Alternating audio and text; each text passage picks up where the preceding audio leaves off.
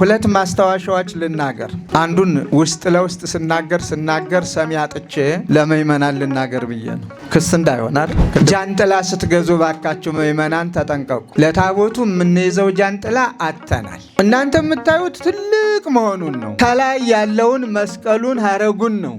በውስጥ ያለው ምስሉ ምንድን ነው? ማንን ነው የሚያመለክተው? በውስጥ ገበሩ ምን ይመስላል? የማን ነው? የእያንዳንዱ መገለጫ አርማ አለው። የገሌ አልላችሁ።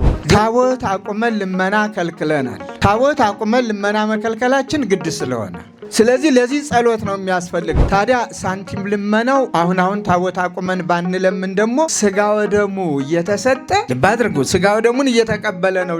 ሌላው ደግሞ እዚህ መድረኩ ላይ በቃ ብር ተብሎ ሊሞት ነው። ከዚያ ደግሞ እንደው አለፍ ብሎ ማስታወቂያውም አሁንም አለ። ማስታወቂያ እግዚአብሔር የሰጡትን ያውቃቸዋል። በቃ እግዚአብሔር ንገሩኝ ባይመች ሆነ። ኃጢአት ከፍ ሲል ከባድ ነው። ኃጢአት ሲሰለጥን ከባድ ነው። ምክንያቱም ንስሐ የሌለው ኃጢአት አደጋ ነው። ክብር ይበልጣል። ከሁሉም በላይ ክብር ይበልጣል። ክብራችንን አንጣ፣ ለክብራችን እንቆም፣ ለሃይማኖታችን እንቆም። የሰዶምና የገሞራ ኃጢአት ከፍ ብሏል፣ ሰማይ ደርሷል። ግን የሁላችንም ልብ የእግዚአብሔር ይሆን?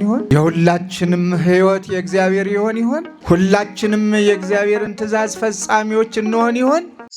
በስመ አብ ወወልድ ወመንፈስ ቅዱስ አሐዱ አምላክ አሜን። ክቡር መልአከ ብርሃን ፍስሐ ጥላሁን የባህር ዳር ሀገረ ስብከት ዋና ጸሐፊ፣ ክቡራን የገዳማትና የአድባራት አስተዳዳሪዎች፣ ክቡራን የሀገረ ስብከቱ የየክፍል ኃላፊዎች፣ ክቡራን ሊቃውንተ ቤተ ክርስቲያን፣ የተከበራችሁ አባቶቼና እናቶቼ፣ ወንድሞቼና እህቶቼ፣ በአጠቃላይ የመንፈስ ቅዱስ ልጆቼ፣ የሰንበት ትምህርት ቤት ወጣቶች በሙሉ፣ በልዩ ልዩ አገልግሎት የተሰማራችሁ ሁሉ እንደምን አደራችሁ? እንደምን አረፈዳችሁ? እንዴት ሰነበታችሁ? እግዚአብሔር ስሙ የተመሰገነ ይሁን። ሁላችንንም በረድኤቱ ጠብቆ ዛሬንም እንደ ትናንቱ ተጨማሪ ዕድሜ ሰጥቶ ስሙን እንድናመሰግን ክብሩን እንድንወርስ ፈቅዶልን በቤተ መቅደሱ አሰባስቦናልና ለዚህ ፍቅሩ፣ ለዚህ ውለታው፣ ለዚህ አባትነቱ ምስጋና ነውና የምናቀርብለት። ክብርና ምስጋና ለአንተ ይሁን ብላችሁ በእልልታ በዝማሬ አመስግኑ።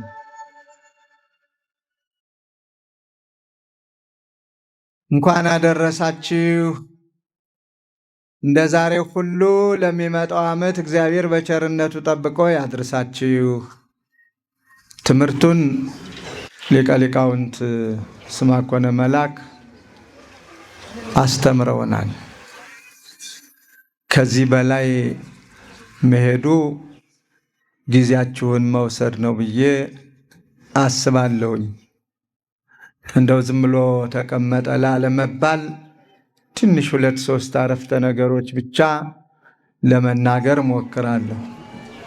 ሩቅ ሳልሄድ ከዚሁ በቅርቡ ከዕለቱ ሊቃውንቱ ያቀረቡትን ዝማሬ ብቻ ቃኘት አደርጋለሁኝ። ከዚያም ከሊቀ ሊቃውንቱ ከተረኩት የተወሰኑ ነጥቦችን አነሳለሁኝ። ሊቃውንቱን ከትናንት ጀምሮ እስካሁኑ ሰዓት ድረስ ያለ ድካም ያለ መሰልቸት አገልግለዋል። ልጆቻችንም መንፈሳውያን ወጣቶች በተመሳሳይ ቃለ ሕይወት ያሰማልን፣ ቃለ ሕይወት ያሰማልን። ድካማችሁን፣ ጸሎታችሁን እግዚአብሔር ሰምቶ ለሀገር ሰላምን፣ ፍቅርን፣ አንድነትን ያሰጥልን። ቅድም ሊቃውንቱ በልዩ ጣዕመ ዜማ የዘመሩልን እንዘይብሉ ይዜምሩ በልሳን ዘኢያረምም የሚል ቃል ነበር። ያለ ዝምታ በሌለበት ልሳን ድካም በሌለበት መሰልቸት በሌለበት ዝለት በሌለበት ዘለዓለም የእግዚአብሔር የሥላሴ መንግስት ዘለዓለም ነው። በዓለም ውስጥ ዓለም ከተፈጠረ የሰው ልጅ ከተፈጠረ ጀምሮ ኃያላን ተብለው የተነገረላቸው ብዙ መንግስታት አልፈዋል። ወደፊትም እስከ ዕለተ ምጽአት ድረስ ብዙ መንግስታት ይነሳሉ፣ ግን ያልፋል። የሥላሴ መንግስት ግን አያልፍም፣ ዘላለማዊ ነው።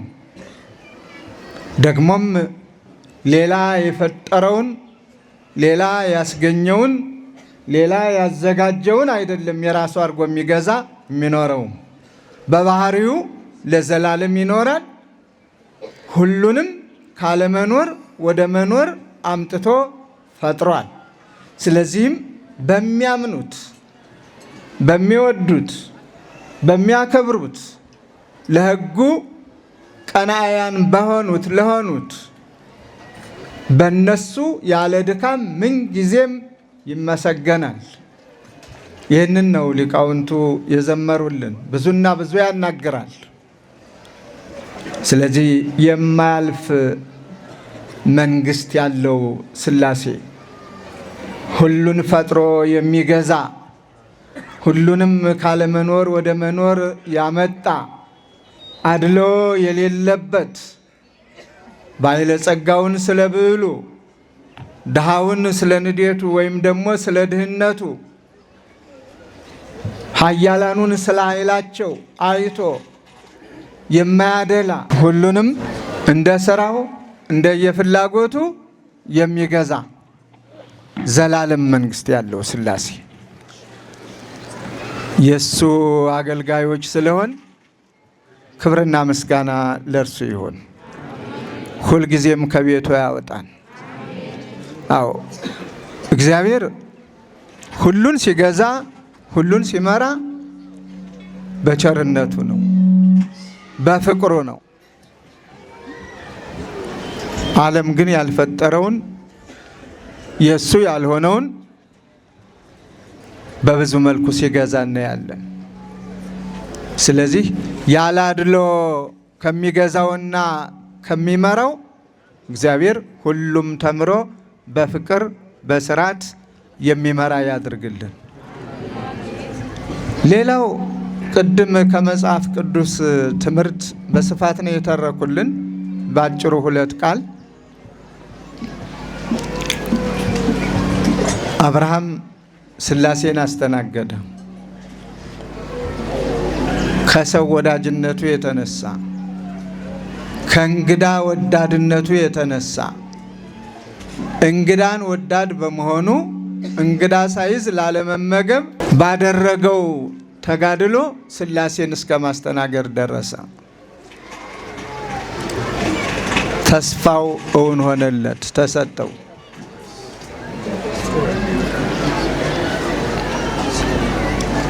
አይዟችሁ አልገስጻችሁም፣ ተግሳጽ የፈራ ይሆናል የሚነካካውና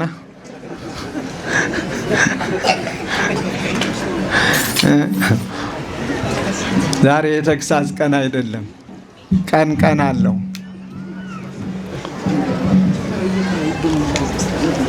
እና ሥላሴ በአብርሃም በቤተ አብርሃም ከተስተናገደ በኋላ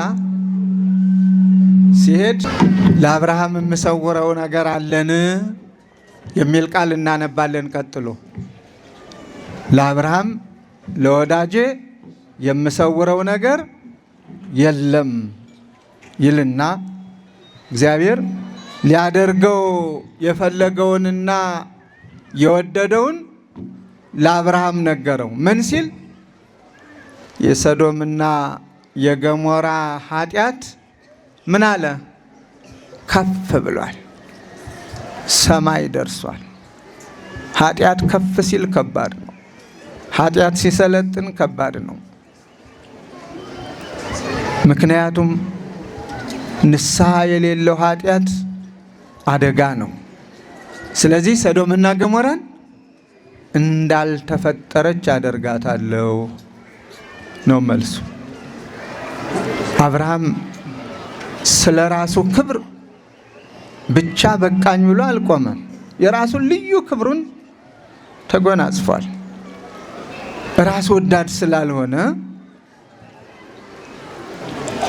ራሱን ዝቅ ያደረገ ስለነበረ ወገን ወዳድም ስለነበረ ቀጥታ ጌታዬ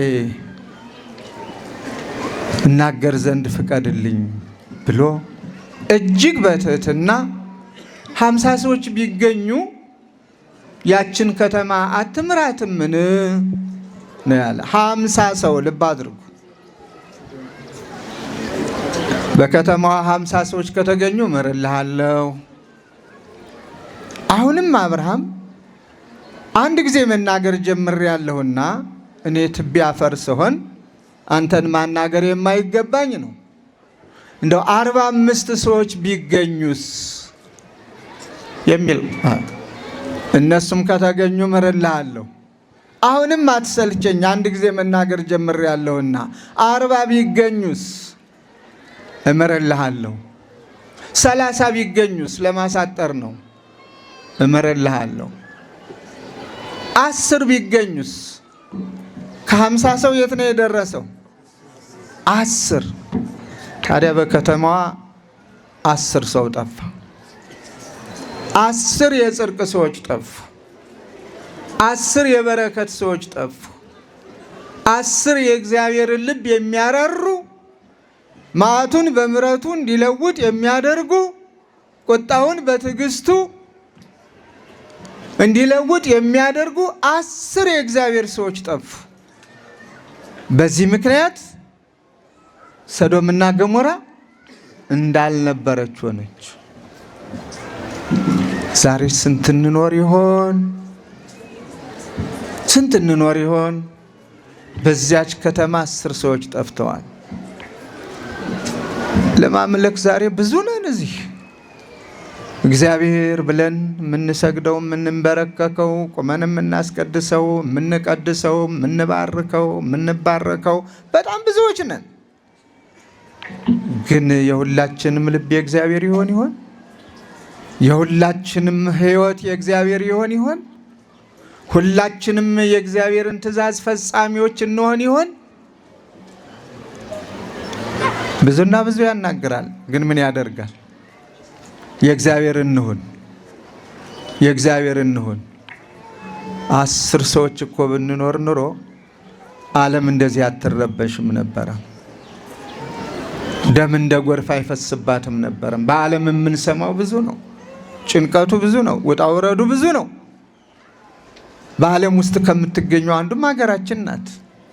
10 እውነተኛ ሽማግሌዎች፣ 10 እውነተኛ የሃይማኖት መሪዎች፣ 10 እውነተኛ ብንገኝ እኮ በቃ ብለን የምንለምነውን ለምነን ሁሉንም ሰላም እናደርግ ነበረ እኮ።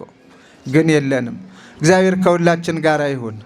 እንደ ዛሬ ሁሉ ለሚመጣው ዓመት በቸርነቱ ጠብቆ ያድርሰን።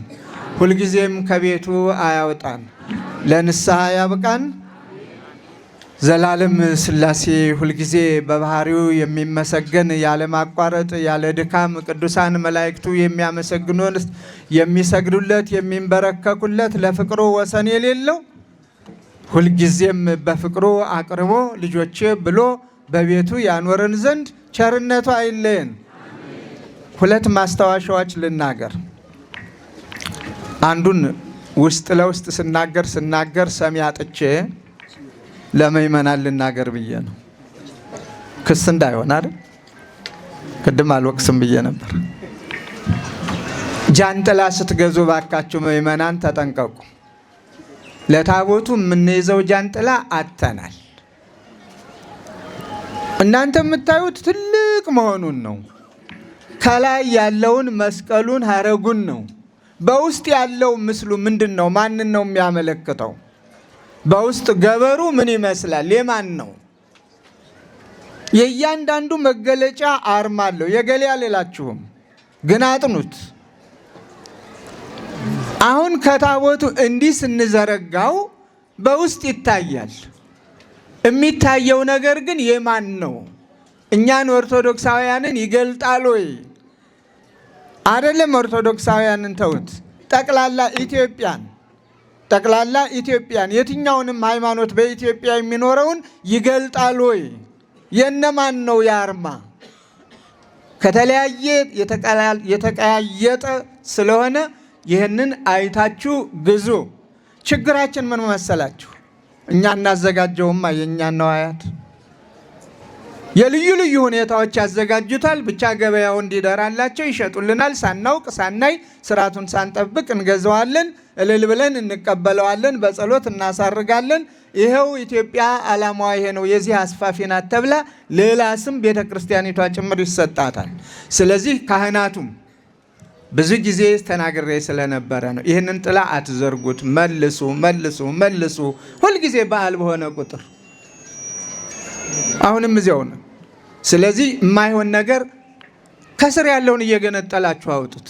ከላይ መስቀሉ ያለው እንትኑ ብቻ ለኛ ይበቃናል። የራሳችንን ለራሳችን እንጠቀም። አንድ ማስታወሻ ይሄ ነው።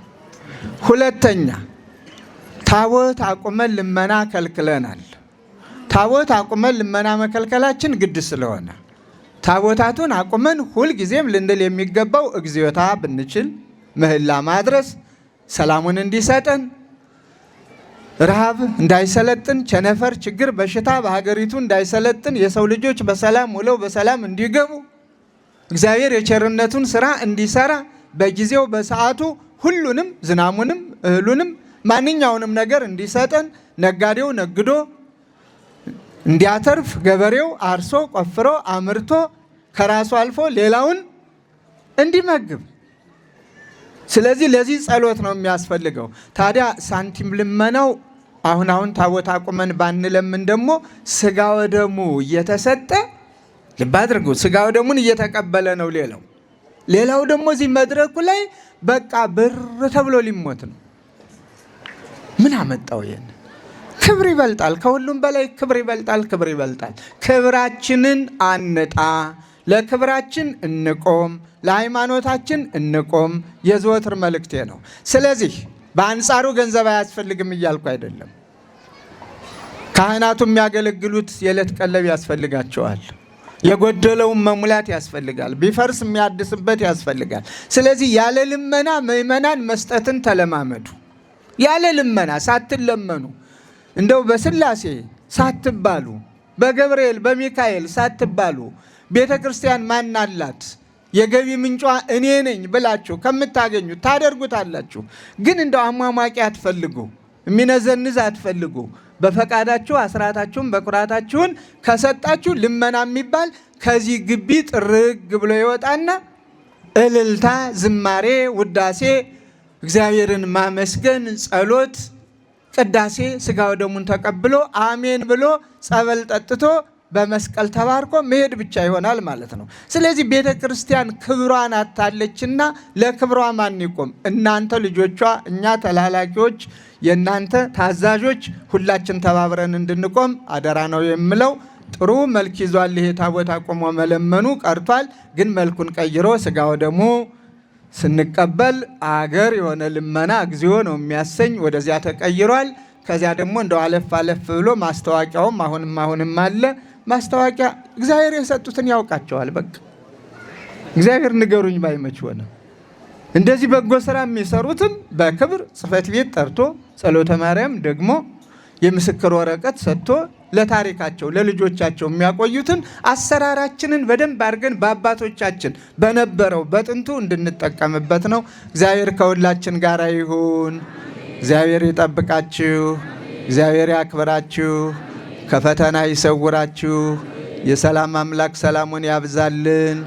ምንጊዜም የኛ እናቶች የኛ አባቶች እናንተ ጦም ብታድሩ እንጂ ቤተ ክርስቲያኒቱን ጦም አሳድራችሁ አታውቁም። እግዚአብሔር የእናንተን ቤት በበረከት ይምላ። ጸሎታችሁን ልመናችሁን እግዚአብሔር ይስማ። አቡነ ዘበሰማያት